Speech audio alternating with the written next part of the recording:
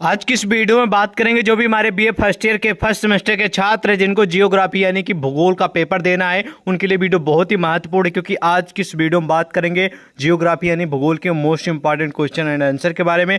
आज की इस वीडियो में जितने भी प्रश्न होने वाले हैं सारे के सारे एमसीक्यू यानी कि ऑब्जेक्टिव क्वेश्चन होने वाले हैं, क्योंकि कुछ यूनिवर्सिटियों में परीक्षाएं जो है ना वो ऑब्जेक्टिव बेस पे होने वाली हैं, कुछ इस प्रकार जैसा कि आप सभी देख पा रहे हैं। ठीक है, एक क्वेश्चन 4 ऑप्शन। तो चलिए वीडियो को शुरू करते बिना देरी की। और ये आपका अपना चैनल है तो आप लोग को वीडियो अच्छी लगेगी तो लाइक कर दीजिएगा और चैनल को सब्सक्राइब भी कर सकते हैं, क्योंकि हम आपकी एग्जाम की तैयारी इस बार बेहतर तरीके से करा रहे हैं और इस बार गारंटी ले रहे हैं कि आपको हम टॉप कराएंगे अगर आप हमारे नियम को फॉलो करेंगे तो। पहला प्रश्न है कि प्रथम श्रेणी का उच्चावच क्या है। ठीक है, तो यहां पर 4 ऑप्शन दिए गए हैं, इसमें से आपको सिलेक्ट करना है कि प्रथम श्रेणी के उच्चावच कौन है। महाद्वीप एवं महासागरीय बेसिन है, या फिर अपक्षय अपर्दन एवं निक्षेपण जनित स्थल रूप है, या फिर पर्वत पठार एवं मैदान है, या फिर उपरोक्त में से कोई नहीं है। ठीक है, तो पहले आपको ध्यान देना कि भाई उच्चावच होता क्या है। ठीक है, प्रथम श्रेणी का उच्चावच। ठीक है, तो जैसे आपको ये प्रश्न या इस तरह का कुछ दिखे कि प्रथम श्रेणी का उच्चावच क्या है या फिर उच्चावच है, तो आप लोग तुरंत अपना मतलब निकाल लीजिएगा ये प्रश्न ज्योग्राफी यानी कि भूगोल का है। ठीक, क्लियर। तो उच्चावच के अंदर क्या होता है कि कुछ चीजें आती हैं, ठीक है, जैसे कि जो भूगोल में होती हैं, ठीक है, जो आप लोग फिजिकली देखते हैं। ठीक है, ठीक। और मैं आपको ये भी बता दूं कि प्रथम मतलब कि जो उच्चावच होते हैं, ध्यान से सुनेंगे, ये 3 प्रकार के होते हैं। जो ये उच्चावच है ये आपका भूगोल, जैसे उच्चावच शब्द है तो आप लोग समझ लीजिए कि भूगोल का शब्द है। ठीक है, तो भूगोल में आप लोग तुरंत समझ लीजिएगा उच्चावच 3 प्रकार के होते हैं। ठीक है, ध्यान से सुनेंगे, प्रथम श्रेणी के, ठीक है, और द्वितीय श्रेणी के और तृतीय श्रेणी के। ठीक है, तो यहां पर प्रश्न क्या है कि भाई प्रथम श्रेणी के उच्चावच को बताना है। तो प्रथम श्रेणी के उच्चावच है महाद्वीप एवं महासागरीय, ठीक है, बेसिन। क्लियर। और जो द्वितीय श्रेणी के उच्चावच हैं वो है पर्वत पठार एवं मैदान। देखिए जैसे प्रश्न आ गया कि भाई द्वितीय श्रेणी के उच्चावच के नाम बताइए, ऑप्शन आपको दे देंगे तो आपको यहां पर सिलेक्ट करना होगा पर्वत पठार एवं मैदान। देखिए एक ही प्रश्न से आप लोगों के 3 प्रश्नों के उत्तर क्लियर हुए। पहला तो आपने जाना कि उच्चावच 3 प्रकार के होते हैं, या तो कितने प्रकार के होते हैं, तो आपने उत्तर जाना 3 प्रकार के होते हैं। प्रथम उच्चावच के अंतर्गत क्या क्या आता है, तो मैंने आपको बताया महाद्वीप एवं महासागरीय, और द्वितीय श्रेणी के उच्चावच में आते हैं पर्वत पठार एवं मैदान। ठीक है, 3 प्रश्नों के उत्तर क्लियर हुए। आप लोग समझ सकते हैं कितने हम आप लोगों के लिए मेहनत कर रहे हैं। ठीक है, अगला प्रश्न है कि पृथ्वी स्थल पर विस्तार कितने प्रतिशत है। मतलब कि जो पृथ्वी है जहां पर आप रहते हैं इस पे जो, ठीक है, स्थल का विस्तार कितना है, ठीक, कितने प्रतिशत है। स्थल का मतलब आप लोग समझ ही रहे होंगे ना, भूमि या फिर, ठीक है, आप लोग कह सकते हैं कि जमीन, भूमि, कुछ भी कह सकते हैं। ठीक है, तो इस बात को ध्यान रखेंगे, स्थल का मतलब जमीन या फिर भूभूमि होता है। ठीक है, क्लियर। तो कितने प्रतिशत है, तो इस प्रश्न का सही उत्तर हो जाएगा ऑप्शन नंबर कौन सा, ठीक है, 29। ठीक है, ध्यान रखेंगे 29.13%। क्लियर, सही उत्तर बी नंबर हो जाएगा। अगला है कि पृथ्वी पर महाद्वीपों की संख्या कितनी है। आप लोग महाद्वीप का नाम तो सुना होगा, 9th 10th 11th 12th और बीए में कर रहे हैं तो इसमें भी देखा होगा। ठीक है, आपने महाद्वीप का नाम तो सुना होगा। तो पृथ्वी पर वही बताया गया यहाँ पर क्वेश्चन कि कुल कितने महाद्वीपों की संख्या है। ठीक है, मतलब कुल कितने महाद्वीप हैं। ठीक है, तो यहाँ पर आपको ऑप्शन दिए गए हैं, इनमें जो सही उत्तर है वो आपको टिक करना होगा। तो इन ऑप्शनों में से जो सही उत्तर हो जाएगा वो हो जाएगा 7। याद रखेंगे महाद्वीपों की संख्या 7 है इन ऑप्शनों में। ठीक है, अगला प्रश्न है कि विश्व का सबसे बड़ा महासागर कौन सा है। तो आई होप इसके बारे में आप परिचित भी होंगे और अच्छे से जानते भी होंगे। ठीक है, तो इन ऑप्शनों में से विश्व का जब सबसे बड़ा महासागर है वो है प्रशांत महासागर। याद रखेंगे वो कौन सा है, विश्व का सबसे बड़ा महासागर, ठीक है, प्रशांत महासागर इन ऑप्शनों में से। ठीक है, आई होप जान लिया। ठीक है, और इसमें एक और फैक्ट है, इस बात को और ध्यान रखेंगे कि प्रशांत जो महासागर है ये सबसे बड़ा तो है ही और साथ साथ में सबसे गहरा भी है। ठीक है, अगर प्रश्न आ जाए कि विश्व का सबसे जो गहरा महासागर कौन सा है तो वहां पर भी आपको सिलेक्ट करना है महासागर। ठीक है, प्रशांत महासागर। 2 प्रश्न इसी प्रश्न से क्लियर हुए हैं। ठीक है, अगला प्रश्न है कि भाई पृथ्वी पर सबसे गहरा स्थान मेरियाना ट्रेंच, ठीक है, 11,000, ठीक है, 33 मतलब यहाँ पर मी लिखा, मी का मतलब आप लोग समझ रहे हैं, मीटर। ठीक है, कहाँ स्थित है, मतलब कि बताया जा रहा है पृथ्वी पर सबसे गहरा स्थान मेरियान जो ट्रेंच, ठीक है, ये कहाँ स्थित है। तो आपको ऑप्शन यहाँ पर दिए गए, इनमें जो सही उत्तर है उसको आपको टिक करना होगा। ये सही उत्तर हो जाएगा प्रशांत महासागर। ठीक है, कहाँ स्थित है, प्रशांत महासागर। ठीक है, अगला प्रश्न है कि संसार का सर्वाधिक सक्रिय ज्वालामुखी कौन सा है इन ऑप्शनों में से। ठीक है, तो आपको 4 ऑप्शन दिए गए हैं, इनमें जो सही उसको आपको टिक करना होगा, यानी 6 नंबर प्रश्न का सही उत्तर हो जाएगा कौन सा, ध्यान से सुनेंगे, कि कीलायु, ठीक है, कीलायु याद रखेंगे, ये है ना संस्कार, जो संसार है विश्व का सर्वाधिक सक्रिय ज्वालामुखी यही है, ठीक है, कीलायु। अगला प्रश्न है कि महासागरों व महाद्वीपों की उत्पत्ति के संबंध में सर्वप्रथम अपना सिद्धांत किस विद्वान ने दिया था। सर्वप्रथम, सबसे पहले, तो ध्यान रखेंगे, बहुत ही महत्वपूर्ण प्रश्न हम आपको बताने का प्रयास कर रहे हैं, ठीक है। तो इस प्रश्न का सही उत्तर हो जाएगा ऑप्शन नंबर कौन सा, सी नंबर, केल्विन, ठीक है। ये जो सबसे मतलब कि सबसे पहले और सर्वप्रथम जो सिद्धांत दिया था उन विद्वान का नाम है केल्विन। किसके उत्पत्ति का संबंध में इन्होंने बताया था, महासागर और महाद्वीप की उत्पत्ति के बारे में, ठीक है। चलिए नेक्स्ट है कि महाद्वीपीय विस्थापन से संबंधित सिद्धांतों में कौन सही है इन ऑप्शनों में से। तो इन ऑप्शनों में से जो सही उत्तर हो जाएगा ऑप्शन नंबर सी नंबर। इसलिए हो जाएगा क्योंकि यहाँ पर पहला ऑप्शन भी सही है, दूसरा भी सही है, इसलिए विकल्प ए और बी दोनों सही होंगे, ठीक है। अगला भाई प्रश्न प्रस्तुत है कि निम्नलिखित में से किसका संबंध महाद्वीपीय विस्थापन से नहीं है, ठीक है, किसका संबंध, ठीक है। तो यहाँ पर आपको कई सारे ऑप्शन दिए गए हैं, ठीक है। ये ऑप्शन जो है ना वो है किसके, प्रमुख विद्वान, प्रमुख भौगोलिक, ठीक है, भौगोलिक जिसको आप लोग बोलते हैं विद्वान, ठीक है। तो इन ऑप्शनों में से कौन से हैं जिनका संबंध नहीं, उनका नाम है लोथियन ग्रीन, याद रखेंगे, महत्वपूर्ण प्रश्न है। महासागरों की संख्या कितनी है, अभी आपने जाना था वहाँ पर कि जो महाद्वीपों की संख्या, अब यहाँ पर आप जान रहे हैं कि महासागरों की संख्या कितनी है, ठीक है। तो 10 नंबर प्रश्न का सही उत्तर हो जाएगा ऑप्शन नंबर कौन सा, 4 नंबर, ठीक है, क्योंकि सी नंबर सही होगा, क्योंकि महासागरों की जो संख्या है वो है कितनी, 4, ठीक है। अगला प्रश्न है कि मौना लोवा एक उदाहरण है, किस चीज का उदाहरण है भाई, एक सक्रिय ज्वालामुखी का है या फिर प्रसुप्त ज्वालामुखी का है। तो इन ऑप्शनों में से सही उत्तर कौन सा होगा, तो इन ऑप्शनों में से सही उत्तर हो जाएगा एक सक्रिय ज्वालामुखी है मौना लोवा, याद रखेंगे, ठीक है। अगला है कि गोंडवानलैंड में कौन कौन से भूखंड शामिल थे, ठीक है, कौन कौन से भूखंड शामिल थे। तो भाई उत्तर अमेरिका, दक्षिण अमेरिका, यूरोप, ऑस्ट्रेलिया, फिर दक्षिण अमेरिका, ऑस्ट्रेलिया, यूरोप, उत्तरी अमेरिका। तो कौन कौन से भूखंड शामिल थे जो कि आपके समस्त प्रस्तुत है, इनमें जो सही उत्तर हो जाएगा वो आपको टिक करना है। तो सही उत्तर हो जाएगा दक्षिण अमेरिका, अफ्रीका, ऑस्ट्रेलिया तथा प्रायद्वीपीय भारत शामिल है, किसमें, गोंडवानलैंड में, भूखंड में जो शामिल है वो इसी नंबर सही उत्तर होगा। अगला है भाई कि ठीक है, लॉरेंसिया में कौन कौन से भूखंड शामिल थे। तो इसमें आपको सही उत्तर बताना है, इसका सही उत्तर हो जाएगा ऑप्शन नंबर डी, यूरोप, उत्तरी अमेरिका और एशिया ये शामिल हैं, ठीक है। अगला प्रश्न है कि भाई प्लेट, ठीक है, विवर्तनिकी सिद्धांत का आधार है, कौन सा सिद्धांत है आपको बताना। तो 14 नंबर प्रश्न है, इसका सही उत्तर हो जाएगा कौन सा, महाद्वीपीय विस्थापन, याद रखेंगे, ये है प्लेट विवर्तनिकी सिद्धांत का आधार, महाद्वीपीय विस्थापन, क्लियर। अगला है कि प्लेट शब्द का प्रयोग करने वाले विद्वान कौन से हैं। तो प्लेट शब्द का प्रयोग करने वाले विद्वान का नाम है टूजो विल्सन, याद रखेंगे, टूजो विल्सन, क्लियर। अगला है कि प्लेटों के कितने भाग होते हैं, ठीक है, प्लेटों के कितने भाग होते हैं। तो यहाँ पर आपको 4 ऑप्शन दिए गए, जो सही उत्तर हो जाएगा ऑप्शन नंबर कौन सा, 3, ठीक, क्योंकि सी नंबर टिक करेंगे क्योंकि कितने भाग हैं, 3, क्लियर।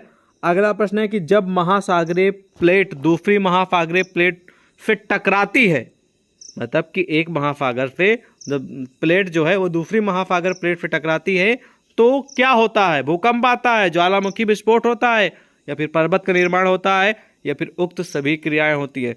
तो 17 नंबर का सही उत्तर हो जाएगा ऑप्शन नंबर ज्वालामुखी विस्फोट होता है। जब एक महासागरीय प्लेट दूसरे महासागरीय प्लेट से टकराती है तो वहां पर ज्वालामुखी विस्फोट होता है, याद रखेंगे, कन्फर्म है, प्रश्न आपकी परीक्षा में फंसेगा। भैया अगला प्रश्न है कि पर्वत निर्माण की कौन सी अवस्था नहीं होती है इन ऑप्शनों में से। तो इनमें जो सही उत्तर हो जाएगा वो हो जाएगा ऑप्शन नंबर ए, अपर्दन अवस्था जो है ना वो पर्वत निर्माण की अवस्था नहीं होती है, इसलिए सही उत्तर ए होगा। प्लेटों में संचलन का क्या कारण नहीं है, ठीक है, यहाँ पर संचलन का क्या कारण नहीं है, मतलब कि एक नहीं कारण है, कौन सा। तो 19 नंबर प्रश्न का सही उत्तर हो जाएगा ऑप्शन नंबर डी, ठीक है, इसका सही उत्तर हो जाएगा डी नंबर, ज्वालामुखी एवं भूकंप के कारण, ठीक है, ये कारण नहीं है।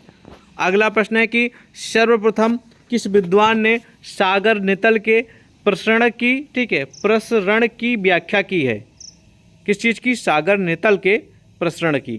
तो कौन से विद्वान है भैया? तो उन विद्वान का नाम है, याद रखेंगे, विल्सन नाम है, सॉरी, प्रश्न नंबर सर्वप्रथम किस विद्वान ने सागर नितल के प्रसरण की व्याख्या की है? ठीक है, तो इस प्रश्न का सही उत्तर हो जाएगा ऑप्शन नंबर हैरी हैश। ठीक है, हमने क्वेश्चन पे ध्यान नहीं दिया इसलिए वो हम विल्सन बता रहे थे, मैंने दोबारा क्वेश्चन पढ़ा तो मुझे ध्यान नहीं, ये होगा ठीक है, हैरी हैश जी हैं।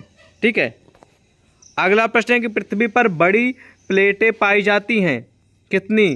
तो 21 नंबर प्रश्न का सही उत्तर हो जाएगा ऑप्शन नंबर बी, 6। ठीक है, अगला प्रश्न है कि भाई प्लेट, ठीक है, विवर्तनिकी का क्या अर्थ है? तो 22 नंबर प्रश्न का सही उत्तर हो जाएगा ऑप्शन नंबर ए, अस्थलीय दृढ़ भूखंड का निर्माण होता है प्लेट विवर्तनिकी का अर्थ। ठीक है, अगला कि पृथ्वी की सबसे या फिर पृथ्वी की बड़ी प्लेटों में कौन शामिल नहीं है? पृथ्वी की जो बड़ी प्लेट है उनमें कौन शामिल नहीं है इन ऑप्शनों में से? इस प्रश्न का सही उत्तर हो जाएगा ऑप्शन नंबर डी। ठीक है, अरेबियन प्लेट शामिल नहीं है, बाकी सब है। ठीक है, अगला प्रश्न है कि 24 नंबर की विनाशात्मक प्लेट किनारों का निर्माण होता है। ठीक है, कैसे होता है? तो यहाँ पर 4 ऑप्शन देंगे, सही उत्तर हो जाएगा इसमें सी नंबर। ठीक है, महाद्वीपीय तथा महासागरीय किनारे आपस में टकराते हैं तब, ठीक है, विनाशात्मक प्लेट का निर्माण होता है। क्लियर? अगला है कि रॉकी तथा एंडीज पर्वतों की रचना का कारण था, कौन सा कारण था? तो 25 नंबर प्रश्न का सही उत्तर हो जाएगा ऑप्शन नंबर सी, क्योंकि ये सभी कारण थे, इसलिए डी नंबर सही उत्तर होगा। ओके, अगला भैया प्रश्न है कि भूकंप मूल क्या है? तो ऑप्शन यहाँ पर आपको 4 दिए गए हैं। तो जो भूकंप मूल है वो होता है पृथ्वी के अंदर वह स्थान जहाँ भूकंपीय लहरों की उत्पत्ति होती है, उसे ही हम कहेंगे भूकंप मूल। ठीक है, ऑप्शन नंबर इसका सही हो जाएगा बी नंबर, याद रखेंगे। अगला है कि भूकंप जो है ना, इसका मापन किस यंत्र से किया जाता है? बहुत ही महत्वपूर्ण प्रश्न, जनरली क्वेश्चन है आपके जनरल नॉलेज। अगर किसी आप कंपटीशन की तैयारी कर रहे हैं या फिर किसी चीज़ की भी तैयारी कर रहे हैं तो उसके लिए भी कंपलसरी और महत्वपूर्ण प्रश्न है। ठीक है, तो भूकंप का जो मापन का यंत्र है वो है, याद रखेंगे, उसका नाम है सिस्मोग्राफ। ठीक है, तो भैया अगला प्रश्न प्रस्तुत है कि समान भूकंपीय तीव्रता वाले स्थानों को मिलाने वाली रेखा को क्या कहा जाता है? तो 28 नंबर प्रश्न का सही उत्तर हो जाएगा ऑप्शन नंबर कौन सा? आइसो। ठीक है, आइसोसेस्मिल लाइन कहा जाता है। ठीक है, कोई इतना महत्वपूर्ण प्रश्न नहीं है, लेकिन प्रश्न है तो मैं आपको बता रहा हूँ। ठीक है, अगला है कि भूकंप की तीव्रता को नापने वाले पैमाने का क्या नाम है, या फिर पैमाने का नाम बताइए। ये भी हाई लेवल का, टॉप लेवल का क्वेश्चन एग्जाम के लिए, तो इसको जरूर नोट करेंगे। ठीक है, उस नापने वाले पैमाने का नाम है, याद रखेंगे। 29 नंबर प्रश्न का सही उत्तर हो जाएगा ऑप्शन नंबर आपका सी, क्योंकि 2 हैं, एक रिक्टर स्केल है, दूसरा मर्केली स्केल है, ये दोनों हैं, इसलिए सही उत्तर ए और बी दोनों होगा। ठीक है, अगला प्रश्न है कि विश्व में सर्वाधिक भूकंप है किस मेखला में आते हैं? ठीक है, पर प्रशांत मेखला में, मध्य महाद्वीपीय मेखला में।